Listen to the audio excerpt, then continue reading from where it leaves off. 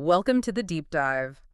Okay, so today we are jumping into, a really uncomfortable, but I think critically important area of self-improvement. Hmm. We're not really looking at, PE ratios or savings accounts today. We're tackling the emotional stuff, the mental roadblocks. Yeah, the things that stop people, even really ambitious people, Mm-hmm. from, well, getting wealthy or even just believing they deserve it. Exactly. It's the kind of thing we definitely don't talk about at dinner parties, right? Oh, for sure. Our sources basically say money is uh, maybe the most loaded, the dirtiest topic out there. Absolutely. And we've pulled together material that focuses almost entirely on that identity piece, the subconscious blocks. Right.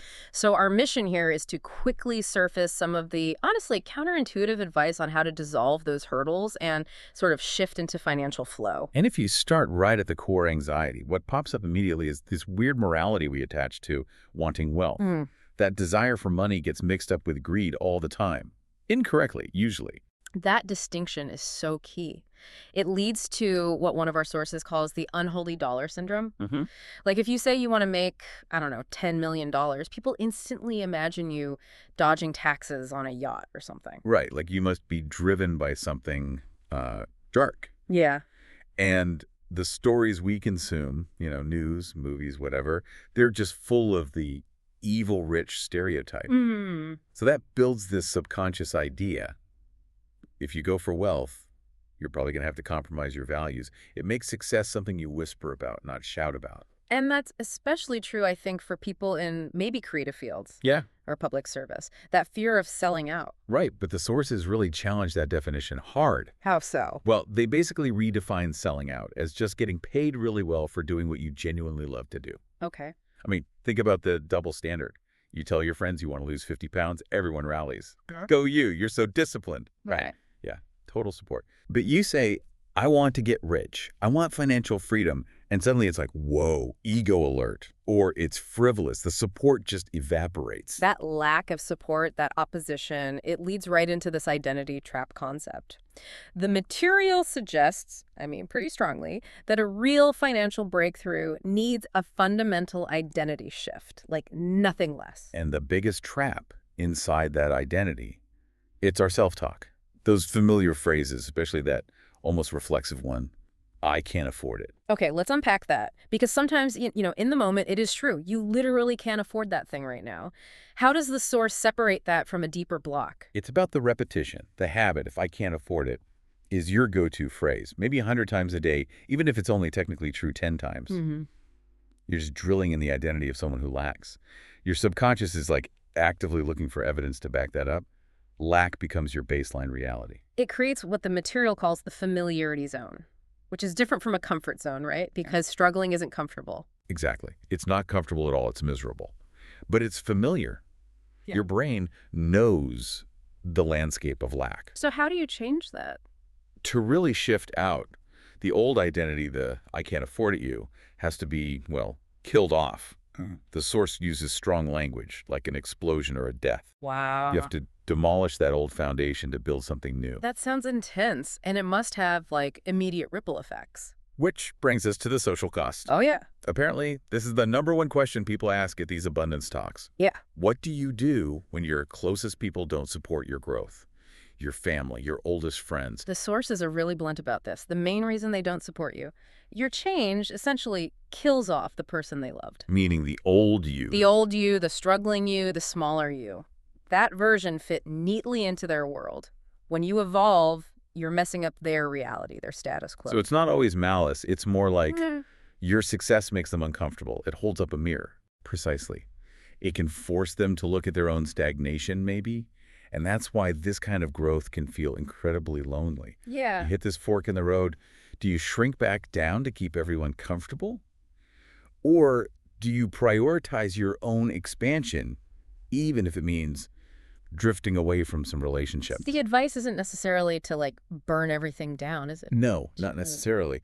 But it is about proactively making space for new energy, focusing on finding people who inspire you, who are, as the source says, turned on by the same things you are now. But that means being okay with that lonely transition period. Yeah, setting strong boundaries. And once you kind of accept that social cost and commit to growing, then you need to understand the the mechanics of this new reality. Yeah. The sources bring in this core idea that really underpins the whole abundance shift. Which is Money is currency and currency is energy. money is energy. Okay. It's about moving away from seeing money as this limited thing you have to hoard and seeing it more like flow, like electricity or water. When you raise your own personal energy, your frequency, which really just means your dominant emotional state about money, the financial flow actually changes to match it. Okay, so if the old identity was built on I can't afford it, the new one needs a new mantra. Something like, oh, money flows to me easily and freely. Exactly. But here's the tricky part. If you're still, maybe struggling living paycheck to paycheck, how do you feel that? You can say the words, but bridging that belief gap seems huge. That's the absolute key. We aren't just logical robots. We're driven by emotion. The power isn't in believing it instantly. It's in the feeling the mantra creates first. Okay. Is the new phrase generating a feeling of ease, possibility, flow, even just a tiny bit, Right. then you use it constantly. You let the feeling start to attract the proof instead of waiting for proof to allow the feeling. That makes sense. Let the feeling lead. Yeah, Which brings us to maybe the most surprising part of this material. The really deep emotional blocks. The ones that have almost nothing to do with your current bank account, but everything to do with your past. Yeah, this was a huge one for the source speaker herself. She discovered her biggest block wasn't about business skills or market conditions. It was a subconscious fear that getting rich would literally kill her father. Whoa. Okay, how? How did that work? Well, her dad apparently really struggled to show affection openly. His main way, maybe his only comfortable way, was to slip her a crumpled $20 bill. Okay. So subconsciously, she believed that if she became financially independent, she didn't need that $20, she'd basically be rejecting his love, his only way of connecting, like putting a knife in his heart, metaphorically. Wow. That is incredibly specific and deep. Tying financial success to, betraying familial love. Yeah. And realizing that connection apparently blew everything open for her. Just shows how personal and hidden these blocks can be. Totally. Another really common one she identified was resentment. She admitted she used to really resent people with money, like internally just telling them to shut up when they talked about success. Mm-hmm. You can't attract what you resent.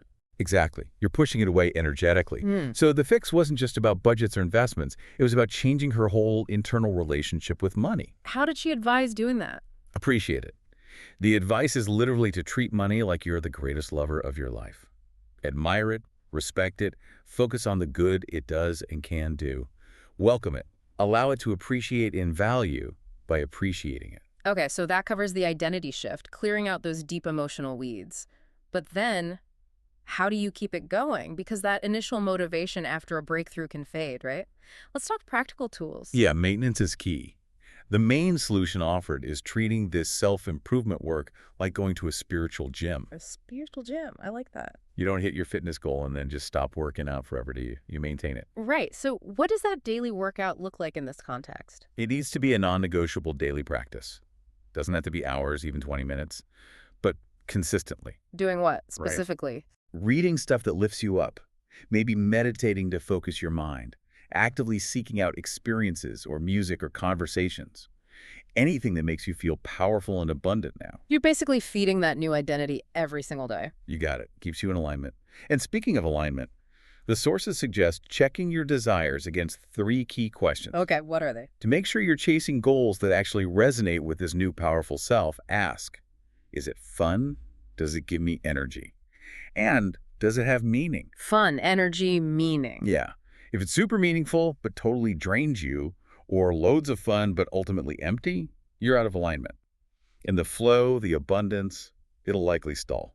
This really all seems to boil down to a kind of radical belief in your own desires, no matter what your current reality looks like. That's the core thesis, really. Yep. One powerful mantra is, to think what you want to think is to think the truth regardless of appearances. So even if you're crashing on a friend's couch, Right. If your true desire, your truth, is running a huge successful company, then that's the reality you operate from. The couch is just temporary scenery. acting from that desired reality must involve taking some risks, though, doing things differently. Absolutely. You have to.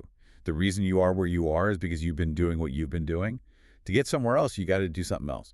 Usually something scary. How do you start doing scary things? Simplest tool, the fear list. Make a list of things that genuinely freak you out a bit. Public speaking, asking for that raise, setting a boundary with someone, and then Do one scary thing every single day. So you actually use the fear itself. Exactly. Fear becomes your compass. It points directly to the edge of your familiarity zone. If you're not feeling any fear, you're probably playing it too safe, staying small. You're doing something wrong if your goal is growth. Okay, one last area. The material highlights a specific challenge, maybe a final frontier, particularly for women who achieve high levels of success. Intimate relationships. Yeah, the source is really open about this being her own, quote, Achilles heel. And she connects it to these deeply embedded cultural narratives. Like what? You know, the idea that big success isn't quite feminine or that men need to be the primary providers to feel valued in a relationship, these old stories cause friction. And it's not just external stuff, right? She mentioned an internal fear, too. Yeah, like a weird, paradoxical fear of making too much money. A worry that the sheer scale of it would somehow bury me alive, like she wouldn't know how to handle that level of power or responsibility. So for women, or really anyone bumping up against that final ceiling, what's the advice? It always comes back to the same thing. It's your own belief system.